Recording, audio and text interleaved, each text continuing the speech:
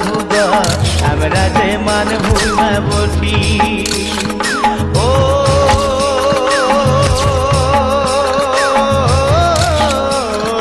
বাবু গো আমরা যে পুরুলিয়াবাসী ও বাবু গো